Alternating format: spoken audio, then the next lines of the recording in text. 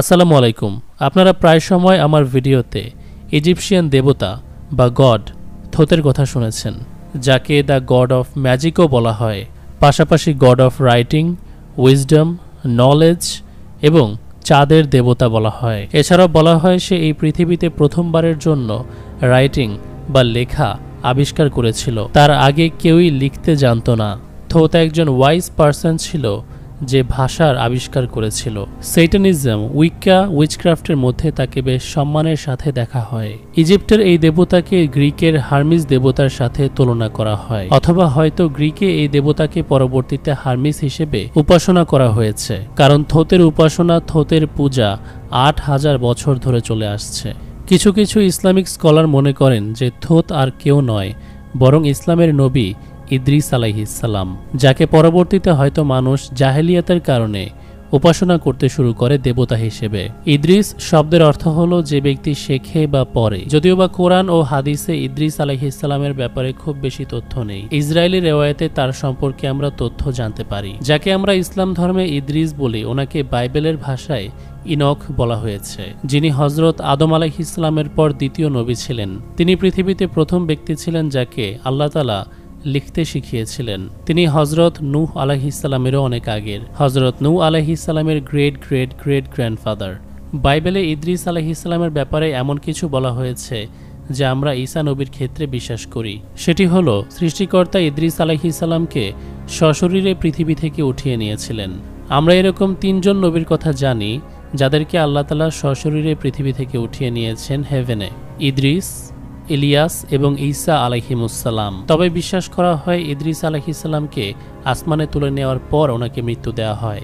তবে কিছু মানুষ আসমানে উঠিয়ে নেওয়ার জন্য ইদ্রিস আলাইহিসসালামকে ইমর্টাল বা অমর মনে করে, যে মতবাদে মুসলিম বা খ্রিস্টান কেউই বিশ্বাসী নয়। মেটাট্রন নামক একজন ফেরেশতার কথা বলা হয়। কিছু লোক বিশ্বাস করে হজরত ইদ্রিস আলাইহিসসালামকে আসমানে তুলে নিয়ে যাওয়ার পর আল্লাহ তাআলা তাকে ফেরেশতা বানিয়ে দিয়েছেন। তবে এরকম কথা, এরকম গল্প বাইবেল বা কোরআন হাদিসের কোথাও পাওয়া যায় না। কেবলমাত্র ইহুদিদের মুখে মুখেই এই গল্প প্রচলিত।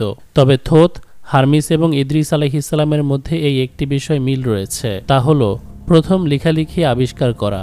এনাদেরকে ইনভেন্টর অফ রাইটিংস বলা হয়। কিন্তু কথা হলো, যেহেতু একসাথে একাধিক ব্যক্তি লেখালেখির ইনভেন্টর বা আবিষ্কারক হতে পারে না, তাই অনেকে ধারণা করেন এনারা একই ব্যক্তি হবেন, যাদেরকে বিভিন্ন কালচারে, বিভিন্ন জায়গায় ভিন্ন ভিন্ন নামে সম্মান জানানো এবং উপাসনা করা হয়েছে।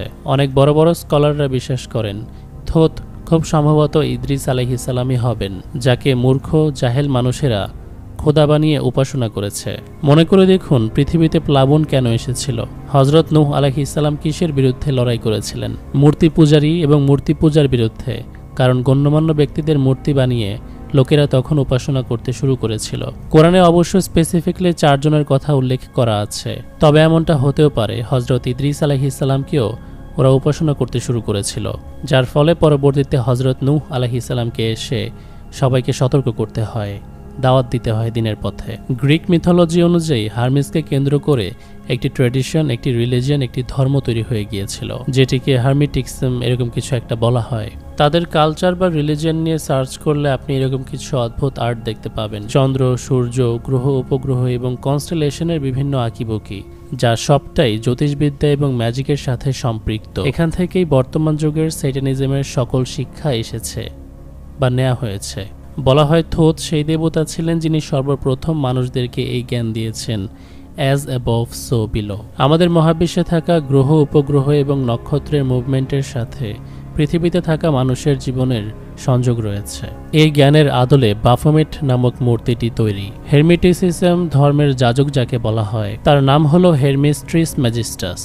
হেরমিটিসিজম is often associated with alchemy, astrology and magic.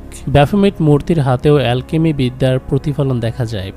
সলভে and coagula, liquid to solid, solid to liquid. আচ্ছা, এই ব্যক্তিকে গ্রিক গড হার্মিস এবং মিশরের গড থোতের মিক্সচার বলা হয়েছে। তবে এই ব্যক্তিকে কেউ কখনো গড হিসেবে উপাসনা করেনি, বরং তাকে এই ধর্মের একজন নবী বা সেন্ট হিসেবে দেখা হয়েছে। সে নূহ আলাইহিসসালামের প্লাবনের আগে মানুষকে এইসব জ্ঞান বিজ্ঞান শিখিয়েছে।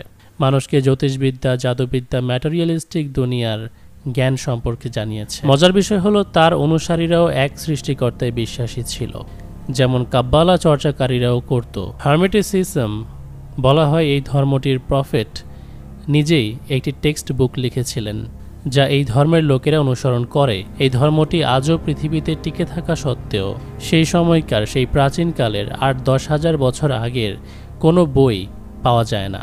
সর্বোচ্চ 100-150 BC বিফোর ক্রাইস্ট পর্যন্ত যায়, আবার 200-300 এডির লেখা বইও পাওয়া যায়।